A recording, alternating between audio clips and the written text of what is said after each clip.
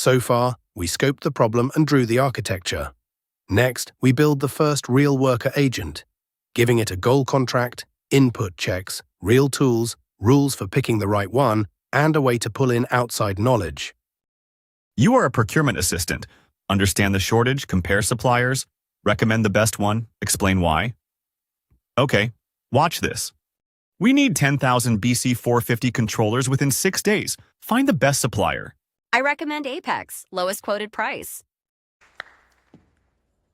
Did it check whether Apex can actually deliver in 6 days? It didn't. So it gave us an answer, not the answer to the question we asked. The first agent could produce a confident answer. What it couldn't yet do was prove it had actually followed the process the business needed. Confidence and correctness turned out to be two very different things. Find the best supplier means 5 different things to 5 different people. It has to mean exactly one thing to Atlas. 10,000 units required. Minimum 6,000 of those within 6 days, or there's no point. Budget capped at $820,000. And weighted. Delivery 35%, quality 25%, landed cost 25%, risk 15%. It's allowed to read supplier data, read the contract, calculate cost, prepare a recommendation. That's it. Contact supplier. Good. It would absolutely just email someone. It would absolutely just email someone. Can't create a purchase order either, and it can't touch the supplier master. It should never accept a goal that doesn't even make sense.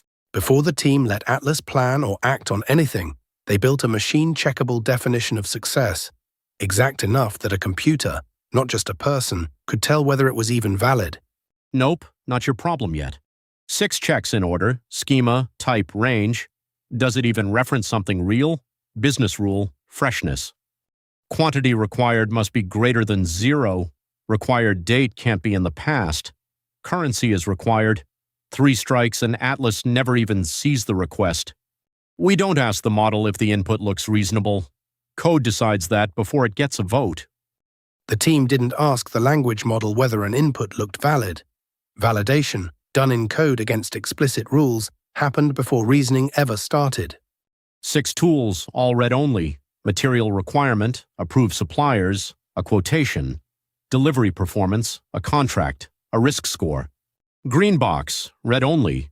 That's what Atlas gets today. Feels early to lock that. It's exactly early enough. The agent didn't start with unrestricted access to anything. Capabilities got added one at a time, on purpose. Read access long before anything that could change a real record. Wait, why is it going to the open internet for that? It's technically also allowed to search the web. I never told it not to. We don't tell it what not to do.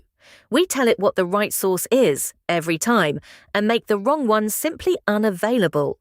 For supplier approval status, the preferred source is the supplier master, no fallback. Public web not allowed, full stop. Use the most authoritative source you're allowed to use, not the easiest one. A tool description alone wasn't enough to make Atlas choose the right source. It needed an explicit policy, not just what it could use, but what it should prefer every time. Why are there 3 of these? Current, archived, and a draft someone never finished. All equally confident sounding, only one of them's safe to use. Status has to be approved. Effective date has to have passed. Expiration date can't have passed. And the business unit has to actually match Novatech US. One document survives that.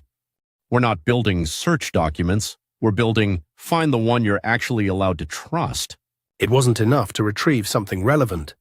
The system had to retrieve something valid, current, approved, and applicable, not just similar in wording. So the worker runs, picks tools, and pulls in what it needs, but nobody's tried to break it yet.